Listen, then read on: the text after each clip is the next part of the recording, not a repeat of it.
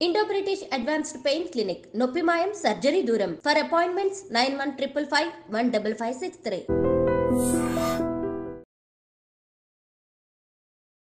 Namaste, welcome to iDream Inside Politics with Kavita.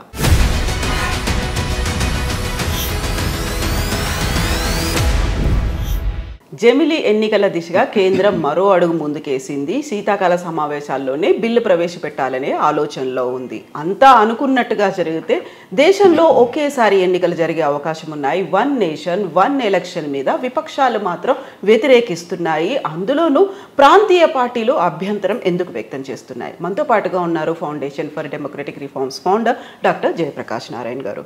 Sir నమస్తే. నమస్తే కవిత. Sir, జమిలి అనగానే బోల్డ్ అంత చర్చ అనేది కొనసాగుతూనే ఉంది. ఒక అడుగు అయితే కేంద్ర ప్రభుత్వం ముందుకేసింది. మీ అభిప్రాయం ఏంటి సార్? మధ్యతరగతి వర్గాలకి మన దేశంలో కవిత, రాజకీయంలో చాలామందికి మళ్ళీ ఎన్నికలు అనగానే చాలా విరక్తి కలుగుతున్నది. మనకు కూడా ఏందా రోజు ఎన్నికలనే వేరే పని లేదా పాటలేదన్న భావం కలుగుతుంది. ఆ రకమైన నిస్పృహ నుంచి వచ్చిన ప్రతిపాదన తప్ప లోతుగా ఆలోచించి వచ్చిన ప్రతిపాదన కాదు. మన ప్రధాన్ని రాజకీయ కోణం నుంచి చూడకూడదు. జమిలి ఎన్నికలకి అనుకూలంగా ఉంటే అది బీజేపీ అనుకూల పక్షము, వ్యతిరేకంగా ఉంటే బీజేపీ వ్యతిరేక పక్షం. ఇవి చాలా పొరపాటు ఆలోచన. అంశాన్ని మనం అంశంగా చూడాలి. మనకి సాక్ష్యాలు ఏం చెప్తున్నాయి, తర్కం ఏమిటి, ప్రపంచానుభవం ఏమిటి, దీనివల్ల మన దేశం ఉన్న పరిస్థితుల్లో వచ్చే పర్యవసానాలు మంచివా చెడువా ఎట్లా ఉంటాయి అలా ఆలోచించాలి తప్పితే ఏదో మోదీ గారు చెప్పాడు కాబట్టి ఒప్పుకున్నామని ఒకళ్ళు, ఆయన చెప్పాడు కాబట్టి వ్యతిరేకిద్దామని మరొకళ్ళు, ఈ గందరగోళం నుంచి బయటపడాలి. కాబట్టి నా దృష్టిలో ఏంటంటే జమిలి ఎన్నికల వల్ల మౌలికమైన రాజకీయ సమస్యలకు పరిష్కారం దొరకట్లేదు. కొన్ని అనవసరమైన చిక్కు సమస్యలు కూడా రావచ్చు. కొన్ని సాంకేతికమైన ప్రయోజనాలు ఉండొచ్చు. మళ్ళీ ఎన్నికల చికాగ్గా ఉంది, అధికార యంత్రాంగం టైం అంతా దానికి పోతుంది అన్న దానికి కొంత పరిష్కారంగా అనిపించవచ్చు. ఆర్థిక భారం తగ్గుతుంది అనే మాట. ఇప్పుడు ఆర్థిక భారం సంగతి తీసుకున్నాం ఉదాహరణకు. మన ప్రధాని కొంచెం లోతు కళ్ళారు, పైపైన కాకుండా. లోక్సభ ఎన్నికలకి మొన్న 9,000 కోట్లు ఎంతో ఖర్చు అయింది. రాష్ట్ర శాసనసభ కూడా సుమారుగా అంతే అవుతుంది లెక్కేసుకోవచ్చు కాస్త అటుగా. 18,000 కోట్లు 5 ఏళ్ల కాలంలో కలిసి పెడితే బహుశా ఒక 12,000 కోట్లు అవుతుంది. ఎందుకంటే 9,000 కోట్లు తాగదు కదా. ఎక్స్ట్రా పోలింగ్ బూత్లు, ఎక్స్ట్రా సిబ్బంది, ఎక్స్ట్రా బ్యాలెట్ ఈవీఎంలు ఇవన్నీ పెట్టాల్సి వస్తుంది కదా. కాబట్టి 18,000 కోట్లు కాదు 12,000 కోట్లు అవుతుంది అందాజుగా. మనం కరెక్ట్గా చెప్పలేం. ఒక 5-6 కోట్లు సేవ్ అవుతుంది. కరెక్టే. నేను చాలా పొదుపరిని. ₹1 సేవ్ అయినా కూడా ప్రజాధనం చాలా ముఖ్యంగా భావించేవాడిని. జీవితం అంతా గడిపినవాడిని, అందరికీ తెలుసు ఆ సంగతి. కాబట్టి 5,000 కోట్లు సేవ్ చేస్తే నేను సంతోషిస్తాను. కానీ పెద్ద విస్తృతమైన విషయాన్ని మనం చూసినప్పుడు ఒక్కరోజు ప్రభుత్వాలు ఈ దేశం ఎంత ఖర్చు పడుతుందో తెలుసా మీకు? మీరు ఒకసారి గెస్ చేయండి. మన దేశంలో యూనియన్ ప్రభుత్వము రాష్ట్ర ప్రభుత్వాలు కలిసి ఒక్కరోజున ఎంత ఖర్చు పెడతాయో మీరు ఒకసారి గెస్ చేయండి. 1,00,000 కోట్లు అవుతుంది సార్. ఒక్కరోజున 20,000 కోట్లు ఖర్చు పెడుతున్నారు. 20,000 కోట్ల రూపాయలు ఒక్క రోజుకి. 5 ఏళ్లలో 4 కోట్ల రూపాయలు ఖర్చు అవుతుంది ప్రభుత్వాల చేతుల నుంచి. 4 కోట్ల రూపాయలు 5 ఏళ్లలో. 4 కోట్ల రూపాయల్లో మీరు 6,000 కోట్ల రూపాయలు సేవ్ చేస్తే ఏమంత డబ్బది? ఎంత సేవ్ చేసినా మంచిదే. కాబట్టి ఇది బ్రహ్మాండంగా మనం సేవ్ చేస్తామన్నది అది పెద్ద అది మౌలికాంశంగా ఉండకూడదు ప్రజాస్వామ్యంలో. ఇక రెండోది మీరు చూడండి, కొన్ని రాష్ట్రాల్లో కలిసి జరుగుతున్నాయి ఎన్నికలు. ఆంధ్రప్రదేశ్లో మొన్న కూడా కలిసి జరిగినాయి కదా. ఆంధ్రప్రదేశ్లో తాయిలాలు తగ్గటం కానీ, పరిపాలన బాగుపడడం కానీ, రాజకీయం బాగుపడడం కానీ ఏమైనా జరిగిందా జమిలి ఎన్నికల వల్ల? దేశంలో మిగతా ప్రాంతాల్లో లేకపోయినా ఆంధ్రప్రదేశ్లో జమిలి ఎన్నికలు ఉంటూనే ఉన్నాయి. ఏం కాలేదే. ఆంధ్రప్రదేశ్లో ఎన్నికల ఖర్చు ఎవరిని అడిగినా కూడా ఆబాలగోపాలానికి తెలుసు. ఒక ఎమ్మెల్యేకి పదవికి ప్రధాన పార్టీల అభ్యర్థులు ఎంత ఖర్చు పెడుతున్నారని చెప్పంటే ఏ ఊరిలో ఎవరినంటే కూడా చెప్తారు. మీరు నేను చెప్పక్కర్లా. 30-40 కోట్లు మామూలుగా పెడుతున్నారంటే కొన్ని చోట్ల 50-60 కోట్లు 100 కోట్లు కూడా పెడుతున్నారని చెప్తున్నారు. ఏం తగ్గలేదుగా. పరిపాలన పెద్ద బాగుపడేదిగా ప్రత్యేకంగా మిగతా చోట్ల పోలిస్తే. అంచేత అనుభవం మనకు స్పష్టంగా చెప్తుంది. కాబట్టి జమిలి ఎన్నికలు మన మౌలికమైన సమస్యలకు పరిష్కారం కాదు. మన రాజకీయంలో సమస్య ఏంటి? డబ్బులు పెట్టేవాడే రాజకీయంలోకి వస్తున్నాడు. అసలు పార్టీలు మొట్టమొదటిగా నేను డబ్బు ఎంత పెడతావని. డబ్బు పెట్టలేనంటే అంత మంచివాళ్ళని మాకు అనవసరం అవుతున్నారు. డబ్బు ఖర్చు పెట్టిన తర్వాత వెంపర్లాట మొదలవుతుంది. ఇంత ఖర్చు పెట్టినా డబ్బులు రావాలి కదా మళ్ళీ అని చెప్పాను. మళ్ళీ వచ్చే ఎన్నికల్లో ఖర్చు పెట్టాలి కదా, డబ్బులు ఎక్కడ అని చెప్పాను. అక్కడి నుంచి అవినీతి అనివార్యం. కొంతమంది తెలిసి మనకు కనిపెట్టి చేస్తారు, కొంత తెలియకుండా చేస్తారు. కానీ ఇన్ని వేల కోట్లు ఆంధ్రప్రదేశ్ ఎన్నికల్లో మొన్న 10,000 కోట్లు ఖర్చు అయింది పార్టీలకి అభ్యర్థులకి. ఈ డబ్బంతా వాళ్ళు భార్య బిడ్డల భవిష్యత్తును తాకట్టు పెట్టి ఆస్తులు అమ్మేసి పెట్టారా ప్రజల కోసం అని చెప్పని? మనం ఏమన్నా నన్ను పుట్టామా? అంత అమాయకులు మనం తెలియదు ఏం జరుగుతుంది ఈ దేశంలో. కాబట్టి మౌలికమైన సమస్యది. దానికి పరిష్కారం ఇక్కడ ఉందా? ఏమీ లేదు. తాయిలాలు పెరిగిపోతున్నాయి. ఆంధ్రప్రదేశ్లో ఉమ్మడి ఎన్నికలోనే ఆంధ్రప్రదేశ్లో ఉన్న తాయిలాలు భారతదేశంలో ఏ దేశంలో లేవు. అవి తగ్గుతున్నాయా? తగ్గట్లేదు. అవినీతి ఏమైనా తగ్గుతుందా? పరిపాలన బాగుపడుతుందా? కాబట్టి జమిలీ ఎన్నికలకి మన దేశంలో ఉన్న మౌలిక రాజకీయ సంక్షోభానికి మధ్య సంబంధం లేదు. లేకపోగా అనవసరం చిక్కుముట్లు పెడుతున్నాం. ఇప్పటికి కూడా మన దేశంలో మన ప్రజాస్వామ్యంలో గొప్పతనాన్ని బాగా గర్వించి గౌరవించే వాళ్ళనే ఒకటి. అదే సమయంలో దానిలో బలహీనతలు అర్థం చేసుకోవాలి కదా. 180 మంది కళ్ళు మూసుకుని ఓటేస్తున్నారు. అది పార్లమెంటా, లేకపోతే అసెంబ్లీయా, మున్సిపాలిటీయా, పంచాయతీ ఏం తెలియదు. అంతే ఏ స్థాయిలో ఎవరేం చేస్తారో తెలియదు. ఎంపీకి మా ఊళ్ళో నీళ్ళల్లో కొళాయి రావట్లేదని చెప్పి ఫోన్ చేస్తారు. ఎంపీకి అది సంబంధం లేదు, పాప స్థానిక ప్రభుత్వం చేయాల్సిన పనులు. లేకపోతే అసెంబ్లీకి జాతీయ స్థాయి నుంచి సంవత్సరం మాట్లాడతారు. మీరు మనకు తెలుసు, రోజు చూస్తున్నాం. అనుభవాన్ని ఎవరినైనా ఏ పార్టీ వారినైనా అడగండి. ప్రజా జీవనంలో అనుభవం ఎవరినైనా అడగండి. అది ప్రజల తప్పు కాదు, అది అర్థం కాని వ్యవస్థ నిర్మాణం చేశాం మనం. అలాంటప్పుడు మనం విన్న కొద్దికి ప్రజలకు అవగాహన మరింత పెరిగి రాష్ట్రం ఏం చేస్తుంది, జాతీయ స్థాయి ఏం చేస్తుంది, మున్సిపాలిటీ ఏం చేస్తుంది అవగాహన పెరగడం కోసం వ్యవస్థ ఉండాలన్నా మరింత కలగాపులగం చేసి ఏదో రకంగా ఎన్నికలు జరిపేశాం ఇస్తున్న మా వాయనం పుచ్చుకుంటున్న మా వాయనం గుడ్డెద్దు చేలబడ్డట్టు చేసేయాలన్నా జమిలీ ఎన్నికలు కావాలని పెడుతుంటే బలవంతంగా మరింతగా కన్ఫ్యూజన్ పెరుగుతుంది, ప్రజాస్వామ్యం వికసించదు. మూడోది మన వెస్ట్మినిస్టర్ పద్ధతి మంది బ్రిటిష్ పాలన నుంచి అరువు తెచ్చుకున్నాం. వాళ్ళు వదిలేస్తున్నారు ఒక్క బ్రిటిష్ పార్లమెంట్లో తప్ప మిగతా అన్ని చోట్ల కూడా స్థానిక పార్లమెంట్లు అంటే వదిలేశారు వాళ్ళు. మనం మాత్రం దాన్ని పట్టు కూర్చున్నాం. వాళ్ళకంటే ఎక్కువ వలసవాదులం మనం. బ్రిటిష్ కాలనీ తెల్లవాళ్ళు ఉన్న కాలనీలు ఉన్నాయి, ఆస్ట్రేలియాను న్యూజిలాండ్, వాళ్ళు వదిలేశారు. ఒక కెనడా ఇంకా కొనసాగుతోంది, మనం పట్టు కూర్చున్నాం. ఈ వ్యవస్థలో ఏంటి, ఎప్పుడైనా సరే ప్రధానమంత్రి కానీ ముఖ్యమంత్రి కానీ సభ రద్దును కోరచ్చు. లేకపోతే రాష్ట్రంలో ప్రభుత్వం లేకపోతే జాతీయ స్థాయిలో ప్రభుత్వం కనుక సుస్థిర ప్రభుత్వం సాధ్యం కాబట్టి సభ రద్దు అయిపోవచ్చు. మధ్యంతర ఎన్నికలు అనివార్యంగా వస్తాయి. ఎన్నికల వ్యవస్థలో ఉన్న పద్ధతి అది మౌలికమైన అంశం. అది దాని కోవింద్ కమిటీ వారి సిఫారసు ప్రభుత్వ ప్రతిపాదన ఏమిటి? ఇప్పుడు ఏ కారణంగానే లోక్సభ కాలపరిమితి ఇప్పుడు రేపు 5 ఏళ్ళు ఉంది. 5 ఏళ్ళ లోపల ప్రభుత్వం నడవలేదు అనుకుందాం మాట వరుసకి. 2024లో ఎన్నికైంది, 29 దాకా కాకుండా 22 దాకా నడిచింది, లేదా 27 దాకా నడిచింది, 26 దాకా. 26లో తెలంగాణ ఆంధ్రప్రదేశ్ అన్ని రాష్ట్ర ప్రభుత్వాలని రద్దు చేయాలి. మీరు నడపలేకపోతే మాకు సంబంధం ఉంది, మేము సుస్థిర ప్రభుత్వాన్ని ఏర్పాటు చేసుకున్నాం కదా, అనవసరంగా దీన్ని ట్రంకేట్ చేయడం ఎందుకు? అలాగే రాష్ట్రంలో శాసనసభ రద్దు అయింది మధ్యలో, ఏ కారణంగానో ఇప్పుడు పార్టీలో చీని అనుకుందాం మనం. తెలంగాణలో ఎన్నిక జరిగి సంవత్సరం అయింది, ఇంకో 4 ఏళ్ల కాలం ఉంది వాళ్ళకి, 2028 చివరి దాకా ఉంది. 2026లో ప్రభుత్వం పడిపోయింది అనుకున్నా, పడిపోవాలని కోరుకుని కానీ చెప్పాము. నేను వాదన కోసం చెప్తాను, మాట వరుసగా చెప్తున్నాను. అయిపోయింది. అప్పుడు ఎన్నికలు జరిగితే మళ్ళీ 5 ఏళ్ళకి ప్రభుత్వాన్ని అనుకుంటాం కదా. ఇప్పుడు దీని అసెంబ్లీ లోక్సభ కలపాలి కాబట్టి 2026లో మీరు ఒకవేళ ఎన్నుకున్నా కూడా 2029 కల్లా ప్రభుత్వం ఆగిపోతుంది. 3 ఏళ్ళకే శాసనసభ ఉంటుంది, 2 ఏళ్ళకే ఉంటుంది. ఇది ఎక్కడ విచిత్రం? కాబట్టి మీరు ఏదో పరిష్కారం చేస్తాం అనుకుని సమస్యలు సృష్టిస్తున్నారు. పరిష్కారం ఏం చేయట్లా, మరుగు సమస్యలనేమి. దీనిలో దురుద్దేశమే లేదు. నేను ఎక్కడ దురుద్దేశం ఆపాదించట్లా. ఏదో ఎన్నికలు మళ్ళీ జరుగుతున్నాయని విసుగు చాలామందికి ఉంది, మధ్యతరగతి వర్గాలకి, మీడియాకి, పార్టీల్లో చాలామంది, అన్ని పార్టీల్లో ఉన్నది. కానీ పరిష్కారం ఇది కాదు. మనకి సంస్థల్లో ఒక సామెత ఉన్నది, పృష్ఠతాళన దంతభంగ అని చెప్పని. బాగా పంటి నొప్పి వచ్చి వైద్యుడి దగ్గరికి పోతే వాడు బాగా నుంచో అని చెప్పని వీపు మీద చాచి తన్నాడు అనుకోండి, నడుము విరుగుతుంది కానీ పన్ను దెబ్బ తగ్గుతుందా? కాబట్టి మందు ఆ జబ్బుకి ఇవ్వాలి. జబ్బు ఒకటైతే మందు ఇంకోటి అయితే, రోగానికి సంబంధించి మందు కాకుండా ఇస్తే ఏదో మందు ఇచ్చాం కదా అని చెప్పంటే ఉపయోగం ఏముంది? ఏదో ఒకటి చేయడం కాదు కావాల్సింది. ప్రభుత్వం లేకపోతే పార్లమెంటు లేకపోతే చట్టసభలు ఆచితూచి లోతుగా విశ్లేషించి విషయాలను అర్థం చేసుకుని తార్కిక బుద్ధి ఉపయోగించి ప్రపంచంలో ఏం జరుగుతుందో చూసి దాన్ని బట్టి నిర్ణయాలు తీసుకోవాలి. కానీ ఈ హడావిడిగా ఆర్భాటంగా తీసుకోకూడదు. ఇది సదుద్దేశంతో అయినా కూడా హడావిడిగా ఆర్భాటంగా తీసుకుంటున్న నిర్ణయం. సో ఈ 1 నేషన్ 1 ఎలక్షన్ లేకుంటే జమిలీ అనే కాన్సెప్ట్ మాది కాదు, గతంలో కూడా ఇలాంటి ఆలోచనలు వచ్చాయి అనేటువంటి మాట చెప్తున్నారు. వచ్చింది తప్పలేదు. ఇప్పుడు ప్రజాస్వామ్యాన్ని మరింత బాగు చేయాలంటే ఏం చేయాలనే విషయంలో మనం ఒక బ్రెయిన్ స్టార్మింగ్ అంటాం. అది చేస్తున్నప్పుడు 100 ఆలోచనలు వస్తాయి. ఆలోచనలు ఇది కరెక్టా కాదా, ఉపయోగమా లేదా, లాభం ఏంటి, నష్టం ఏంటి, ఎక్కడ జరుగుతుంది పరిశీలించి చేస్తారు నో అంటాం. అంతేగాని వచ్చిన పురులో పుట్టిన ప్రతి ఆలోచన కూడా అద్భుతమైనది కాదు, అది పక్కన పడేస్తాం. మహాత్మా గాంధీ గారు ఒకప్పుడు ఏం ప్రతిపాదించారు తెలుసా?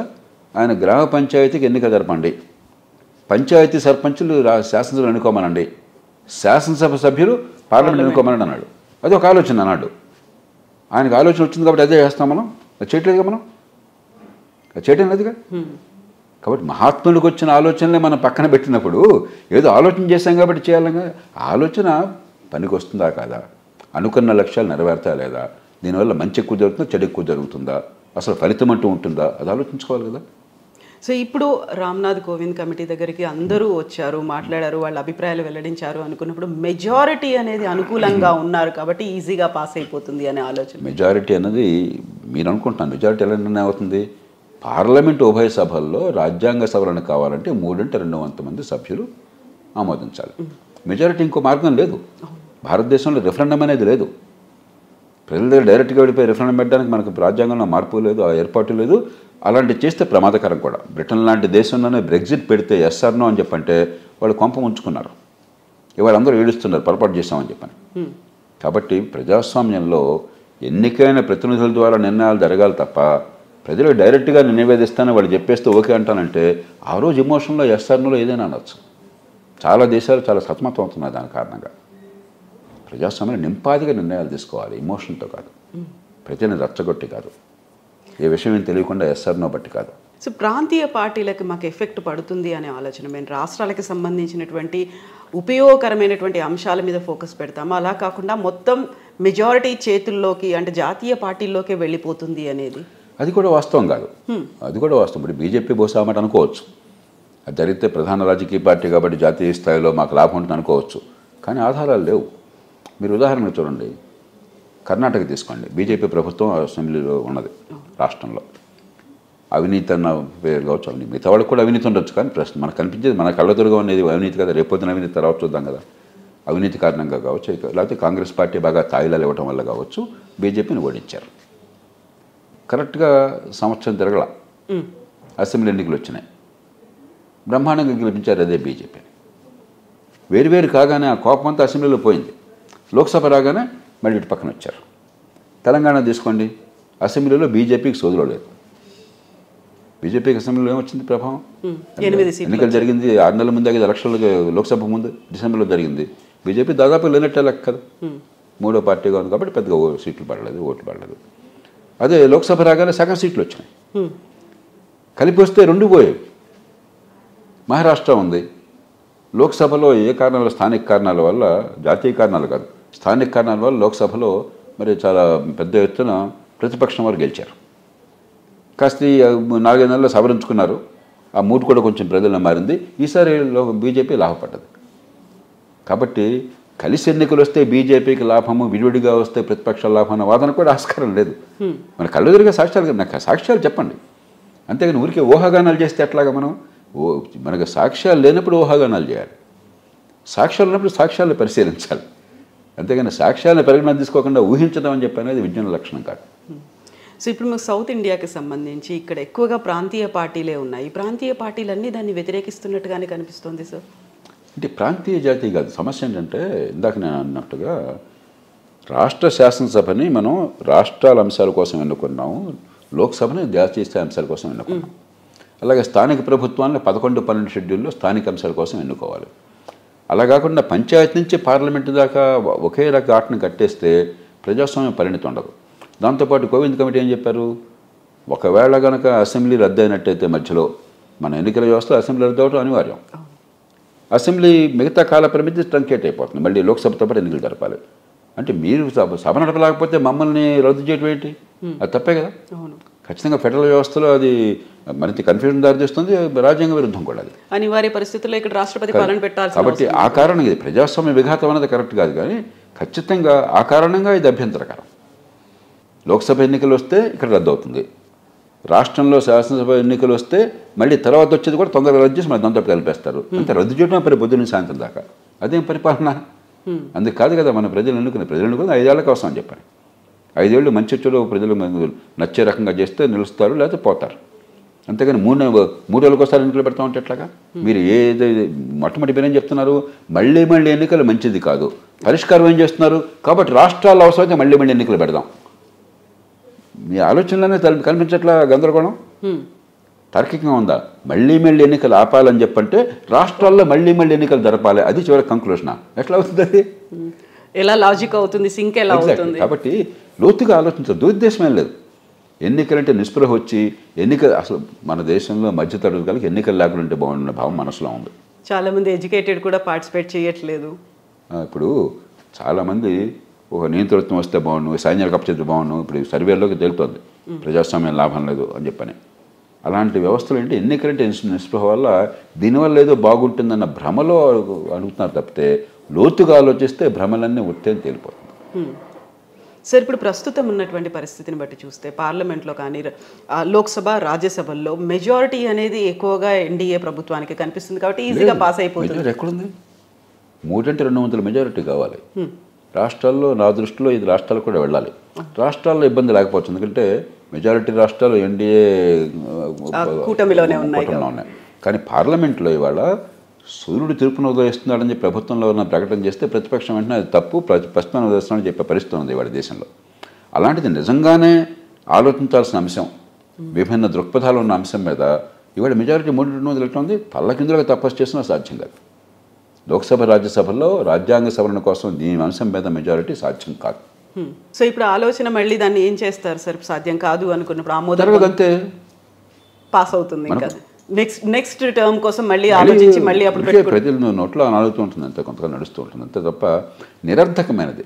అందుకనే నేను చెప్పేది, మనకి నా దగ్గర డబ్బులు ఉన్నాయి, బ్యాంకులో వేసుకుని పొదుపుగా ఖర్చు పెట్టుకుంటే పనికొచ్చేట్టుగా డబ్బు ఉపయోగపడుతుంది. విచ్చలుడిగా ఖర్చు పెట్టేస్తే ఉంది కదా అని దుబారా అయిపోతే రేపు పొద్దున అవసరానికి ఉపయోగపడదు. రాజకీయ పరపతి కూడా అంతే. ప్రధానమంత్రి మోదీ గారికి కానీ, ప్రభుత్వానికి కానీ, మరొకళ్ళకి కానీ ప్రజలు ఇచ్చిన ఓటు వల్ల, ప్రజల గుడ్విల్ వల్ల ఒక పరపతి ఉంటుంది. ఆ పరపతిని సద్వినియోగం చేసుకోవాలి. ప్రజలకి అర్థమయ్యే రీతిలో, ప్రజలకు పనికొచ్చే రీతిలో ఆ ఫలితాలను చూపెట్టి చట్టాలు, విధానాలు చేస్తే ఆ పరపతి పెరుగుతూ ఉంటుంది. లేకపోతే ఉన్న పరపతి వృధా అయిపోతుంది. పొలిటికల్ క్యాపిటల్ అంటాం, పొలిటికల్ క్యాపిటల్ అంతా వేస్ట్ అయిపోతుంది. అదే మంచి పనులు చేయాల్సిన దేశంలో చాలా ఉన్నాయి, ఆచరణ సాధ్యమైనవి, అవసరమైనవి చాలా ఉన్నాయి. ఇది వివాదాస్పదమైనది, పెద్ద ఫలితాలు లేవన్నది నేను ఇప్పుడు స్పష్టంగా చెప్తాను. పోసుకొచ్చినట్టుగా నాకేమీ ఈ పార్టీ ఆ పార్టీ గొడవ లేదు. బీజేపీ కనుక దేశ ప్రయోజనాలకు మంచిగా చేస్తే ఇది మంచిది, ఈ కారణాలుగా సమర్థిద్దాం. వ్యవసాయ చట్టాలు ఉన్నాయి దేశంలో, అందరూ ఎట్లా మాట్లాడినా కూడా ముందుగానే తర్వాత కానీ ఒకే కంఠంతో చెప్పింది నేను, ఆ చట్టాలు మంచివి, ఖచ్చితంగా వ్యవసాయానికి మంచిదే. చేత పార్టీలను పక్కన పెడదాం, పక్షపాతాలను పక్కన పెడదాం.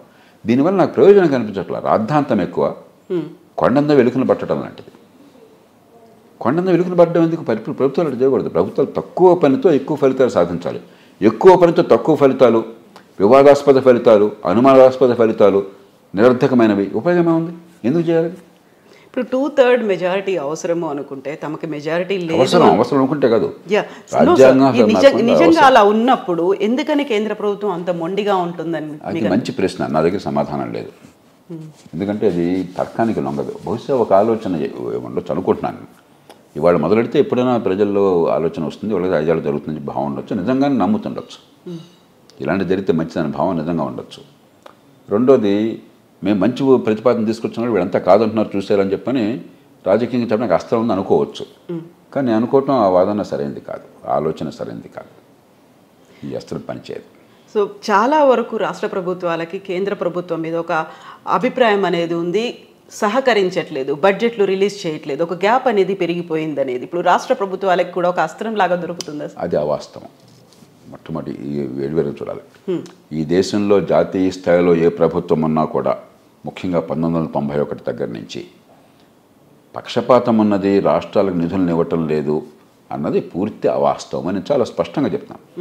జమిలీ ఎన్నికలు సరైన ఆలోచన కాదని ఎంత స్పష్టంగా చెప్తున్నాను, ఇది అంత స్పష్టంగా చెప్తుంది. దీనిలో ఈ పార్టీ ఆ పార్టీ లేదు, మనకు అలవాటు అయిపోయింది. వాడేది చేస్తున్నాడు, వాడికి అన్యాయం జరిగిపోతుంది, నాకు మోసం జరిగిపోతుంది అంటే అలవాటు అయిపోయింది. ఎందుకంటే చాలా పాపులర్. మన స్టేట్లో నాకు అన్యాయం జరిగిందంటే కాదని ఎవరిని అంటారా? మన స్టేట్ కదా, మనం ఒకటి కదా. కాబట్టి ఈ పక్షపాత ధోరణులు సహజంగా ఉంటాయి. కాబట్టి దాన్ని ఉపయోగించుకుని నా రాష్ట్రము, నా నియోజకవర్గము, నా జిల్లాకి ఇవ్వట్లేదు ఇది ఒక పడిగట్టు పదమైంది.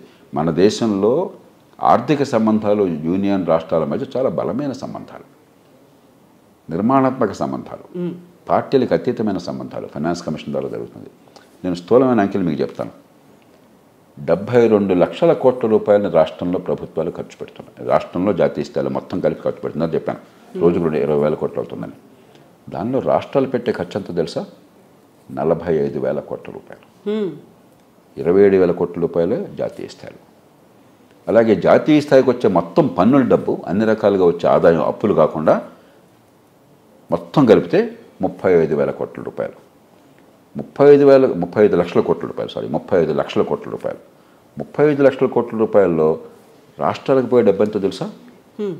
23,74,000 కోట్ల రూపాయలు. వివిధ రూపాలు, ఆర్థిక సంఘ నిధులు కావచ్చు, చట్టబద్ధంగా ఎంప్లాయ్మెంట్ గ్యారంటీ యాక్ట్ లాంటి Mahatma Gandhi employment guarantee act లాంటి చట్టాల ద్వారా పోయేది కావచ్చు, కేంద్ర ప్రతిపాదిత పథకాలు సెంట్రల్లీ స్పాన్సర్డ్ స్కీమ్స్ అంటారు ఆ రూపంలో కావచ్చు, లేకపోతే ఇన్ఫ్రాస్ట్రక్చర్కి, మౌలిక సదుపాయాలకి, పెట్టుబడులకి ఇచ్చేటువంటి పేరుకి అప్పు, కానీ 50 ఏళ్ల పాటు వడ్డీ లేని అప్పు అంటే ఫ్రీగా ఇచ్చినట్లు లెక్క. అలాంటి డబ్బు కావచ్చు. ఇవన్నీ కలిపితే 23,74,000 కోట్ల రూపాయలు. మళ్ళీ చెప్తున్నా, 35 లక్షల కోట్ల రూపాయల ఆదాయంలో 23,74,000 కోట్ల రూపాయలు రాష్ట్రాలు పెడుతుంది. ఇంతకంటే ఎక్కడ తెస్తారు మీరు? అసలు సమస్య అది కాదు. అసలు సమస్య చైనా లాంటి దేశంలో సైతం, ఒక కమ్యూనిస్ట్ నియంతృత్వం ఉన్న దేశంలో, ప్రజాస్వామ్యం లేని దేశంలో సైతం స్థానిక ప్రభుత్వాల్లో 3వ అంచెలో 51% ప్రభుత్వం ఖర్చు ఉన్నది. మన దేశంలో 3% ప్రభుత్వం ఖర్చు ఉన్నది స్థానిక ప్రభుత్వాల్లో. అది అసలు సమస్య. రాష్ట్రాలు ఆ మాట మాట్లాడవు. మాకు ఇంకా తీసుకురా మేము దుబారా చేస్తామని చెప్పి అంటారు తప్ప, జీతభత్యాలకు ఇచ్చుకుంటాం, పెన్షన్లు ఇచ్చుకుంటాం, రాజుల్లాగా ప్రవర్తిస్తాం, లేకపోతే అదే పనిగా పందేరాలు చేస్తాం, ప్రకటనలు ఇచ్చుకుంటాం తప్పితే అభివృద్ధికి ఎలాగో ఖర్చు పెట్టట్లా. చాలా రాష్ట్రాలు దివాళా అంచులు ఉన్నాయి. స్థానిక ప్రభుత్వాలకు నిజమైన అవసరాల కోసం పైసలు చెల్లించాల. అసలు సమస్య అక్కడ ఉంది. దాన్ని కప్పు ఇచ్చేసి ఇదంతా ఢిల్లీ నుంచి మాకు రావట్లేదు రాజకీయం చేస్తున్నారు. కాబట్టి దీనిలో నేను వాస్తవాలు చెప్పాను మీ దగ్గర, ఎవరైనా వెరిఫై చేయొచ్చు. నేను చెప్పిన ఎక్కడ రహస్యమేం కాదు. గూగుల్ చేస్తే బడ్జెట్లో వివరాలన్నీ వస్తాయని చెప్పిన బడ్జెట్లో అంకెలు. సార్, ఇక్కడ నుంచి ఇంకొక వివక్షకి సంబంధించి పక్షపాతంగా చూస్తున్నారు అన్నదానికి, సౌత్ ఇండియన్ స్టేట్స్ అనేది మేము ₹1 మేము కేంద్రానికి పెడితే మాకు రివర్స్ 40 పైసలే వస్తుంది, అదే ఉత్తరప్రదేశ్ బీహార్ చూస్తే వాళ్ళకి 70 పైసలకు పైగా వస్తుంది అనే మాట కూడా నినాదంగా మారింది. దానికి ఇది మనం కొంచెం ఇప్పుడు కూడా తొందరపడి మాట్లాడదు. ఇందాక అన్నా కదా, మా జిల్లాకి ఎక్కువ రావాలి, మా రాష్ట్రానికి రావాలి, మా ఊరికి రావాలంటే ఎవరో కాదనరు. కాబట్టి ఇది ఒక లేజీ అండ్ ఈజీ ఆర్గ్యుమెంట్స్. కొంచెం లోతుకెళ్ళండి. మనకంటే పశ్చిమ రాష్ట్రాలకు నిజమైన సమస్య వాళ్ళ మాట్లాడట్లా. దక్షిణాది రాష్ట్రాల కంటే మహారాష్ట్ర దగ్గర ఎక్కువ డబ్బు పోతుంది, తిరిగి తక్కువ వస్తుంది. గుజరాత్ నుంచి ఎక్కువ పోతుంది, తిరిగి తక్కువ వస్తుంది. అది మనం మాట్లాడట్లా. అదే దక్షిణాది రాష్ట్రాలు అంటే, దక్షిణాది ఉత్తరాది అంటే పొలిటికల్గా బాగుంటుంది అనుకుంటున్నాం. ఫస్ట్ ఆఫ్ ఆల్ దక్షిణాది ఉత్తరాది కాదు ఇది. సంపన్న రాష్ట్రాలు, అట్టడుగులు ఉన్న రాష్ట్రాలు. ఎలాగైతే సమాజంలో కొన్ని వర్గాలు కాస్త పైన ఉన్నాయి, కొన్ని వర్గాల కింద మనం ఏం చేస్తున్నాం, అణగారిన వర్గాలకు అదనంగా సాయం చేస్తున్నాం. అలాగే కొన్ని ప్రాంతాలు మరింత పేదరికంలో ఉంటే దేశం అంతా నష్టం. కాబట్టి కొన్ని ప్రత్యేక ప్రయత్నాలు జరుగుతున్నాయి. ఆ రకంగా చూడాలి. ఆ రకంగా చూస్తే మీరు తలసరిగా ప్రభుత్వాలు పెట్టే ఖర్చు దక్షిణాది రాష్ట్రాలు, పశ్చిమ రాష్ట్రాల్లో బీహార్తో పోలిస్తే, ఉత్తరప్రదేశ్తో పోలిస్తే 2-3 రెట్లు ఉన్నది. ఆ ఖర్చు ఎందుకు పోతుంది? మౌలిక సదుపాయాలకి. మరి ఎల్లకాలం బీహార్, ఉత్తరప్రదేశ్, మరి కొన్ని పేద రాష్ట్రాలు పేదరికంలో మగ్గిపోతుంటే ఈ దేశం బతుకుతుందా? ఒక స్థాయికి రావాలి కదా. ఈ వాదనని మీరు కొంచెం కొనసాగించారనుకోండి, హైదరాబాద్ నగరానికి ఎప్పుడు మిగులు ఉంటుంది. మహానగరం కాబట్టి ప్రభుత్వం ఖర్చుకు ఆదాయం కంటే తక్కువ ఉంటుంది, ఆదాయంలో మిగులు ఉంటుంది. అంటే హైదరాబాద్ నుంచి మీకు వనపర్తికి పంపించకూడదు, మహబూబ్నగర్కి పంపించకూడదు, కరీంనగర్కి పంపించకూడదు, హుస్నాబాద్కి పంపించకూడదు. మళ్ళీ కరీంనగర్ టౌన్కి కొంత మిగులు ఉంటుంది.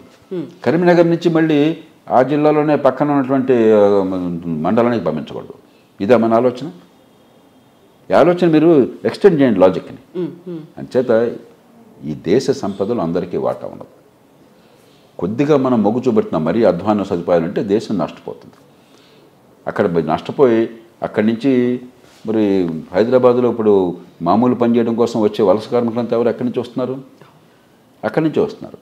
మరి మీరు ఈ పరిశ్రమ ఉంది ఇక్కడ. ఈ పరిశ్రమ ఎందుకని సక్సీడ్ అవుతుంది? దేశం అంతా ఒక మార్కెట్గా ఉంది కాబట్టి. బీహార్ వాళ్ళు కొంటున్నారు, యూపీ వాళ్ళు కొంటున్నారు, కాశ్మీర్ వాళ్ళు కొంటున్నారు, పంజాబ్ వాళ్ళు కొంటున్నారు. కాబట్టి అందుకని ఎన్నికల కోసం అని చెప్పిన ఈ కులం పేరుతోనో, మతం పేరుతోనో, ప్రాంతం పేరుతోనో రచ్చ చేయటం అన్నది మంచిది. మన ప్రజలను మనం కాపాడుకుందాం. దానికోసం కొంచెం చాలా తెలివిగా వ్యవహరిద్దాం.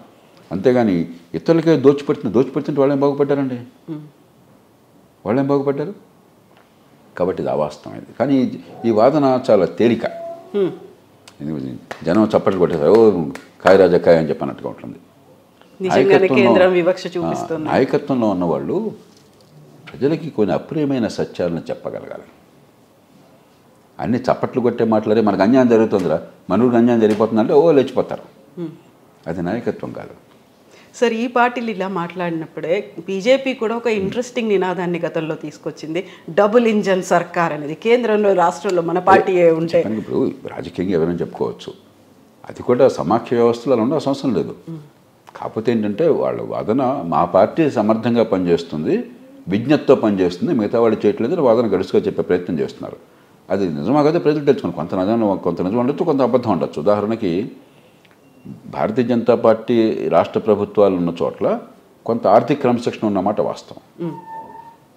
మీరు ఏ రాష్ట్రమైనా చూడండి, భారతీయ జనతా పార్టీ ఉన్న రాష్ట్రాలు లేని రాష్ట్రాల్లో తేడా కనిపిస్తుంది. ఆర్థిక ఒక్క ఒరిస్సా మినహాయిస్తే, ఒరిస్సా ఒక నవీన్ పట్నాయక్ గారి ఆధ్వర్యంలో ఆయన పార్టీ విద్యుతంతాలను జరుగుతూ అక్కడ ఆర్థిక క్రమశిక్షణ. కానీ మొత్తం మీద ఏంటంటే బీజేపీయేతర పక్షాలు, ముఖ్యంగా ప్రతిపక్ష కూటమికి చెందిన పక్షాల్లో చాలా రాష్ట్రాల్లో, అధికార పక్షానికి చెందిన కూటమి వాళ్ళైనా సరే కొన్ని రాష్ట్రాల్లో, ఆంధ్రప్రదేశ్ అధికార పక్షానికి చెందిందే కదా, ఆర్థిక క్రమశిక్షణ లేదు.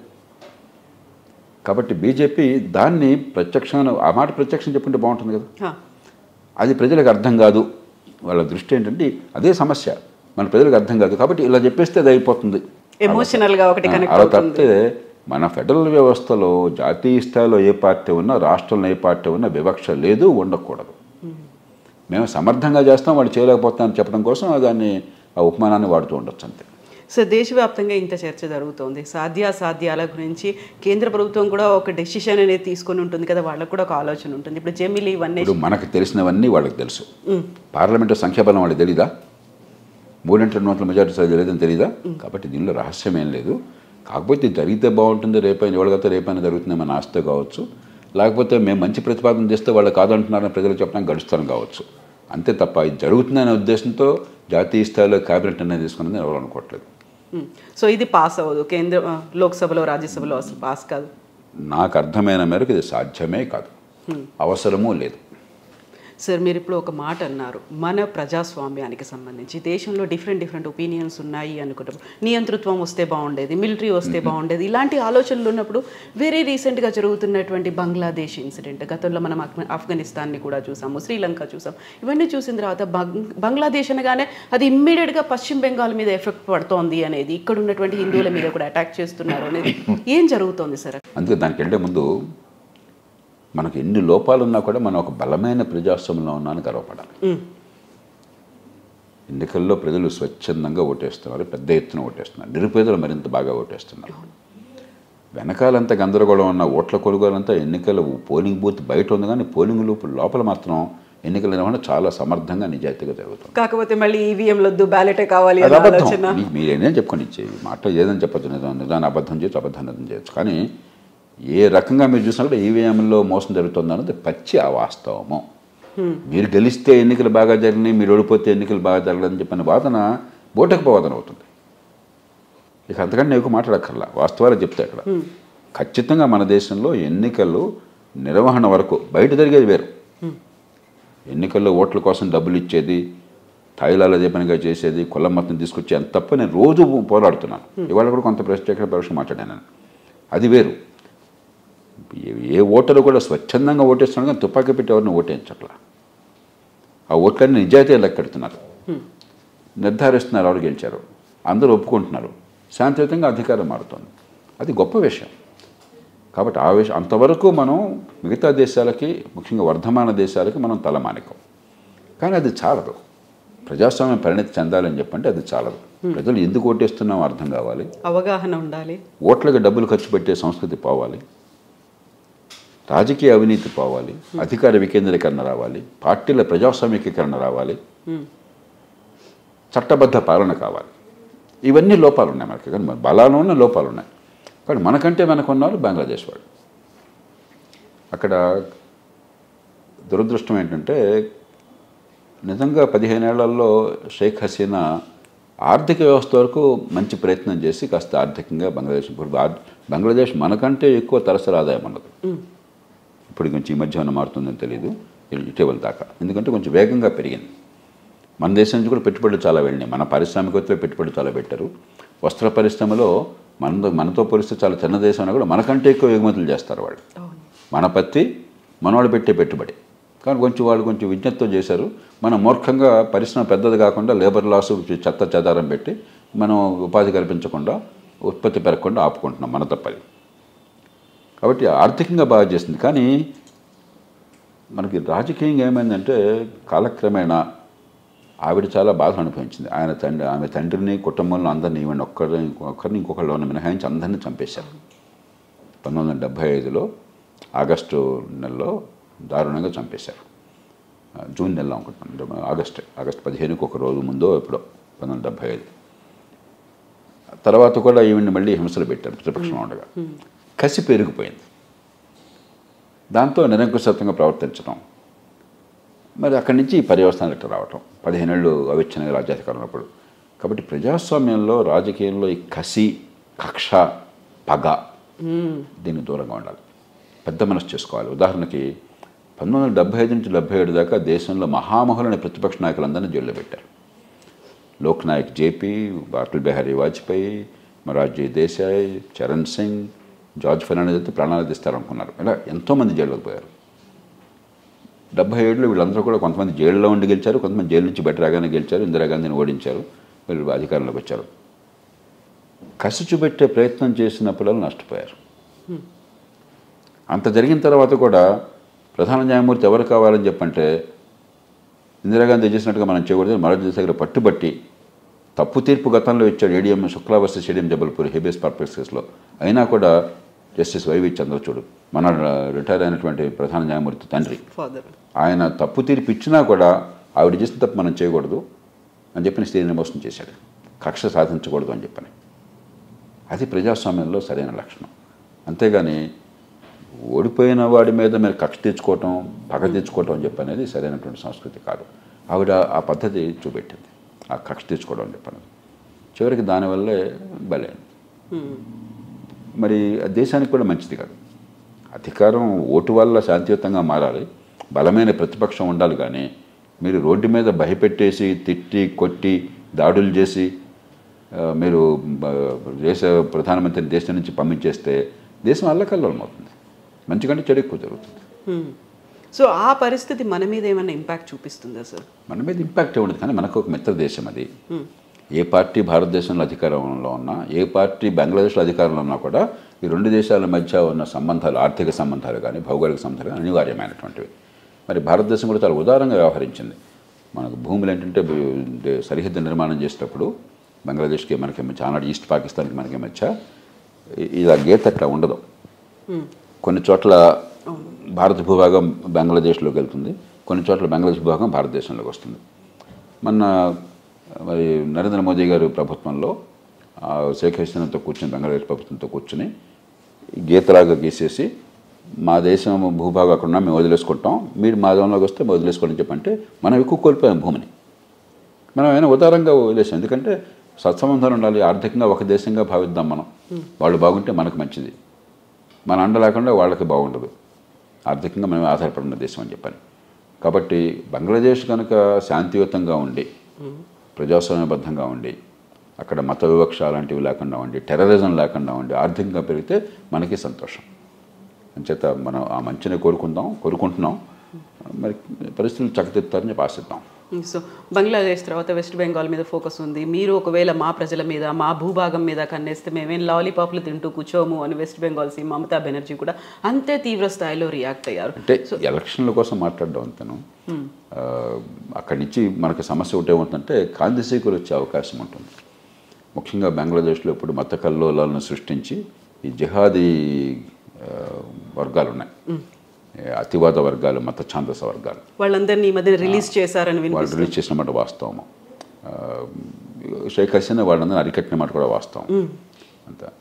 మరి వాళ్ళందరూ హిందువుల మీద దాడులు చేయటము, ఆ కారణంగా అక్కడ బంగ్లాదేశ్ నుంచి మనకి ఇక్కడ వలసలు వచ్చాయనుకోండి, మనది పేద దేశం.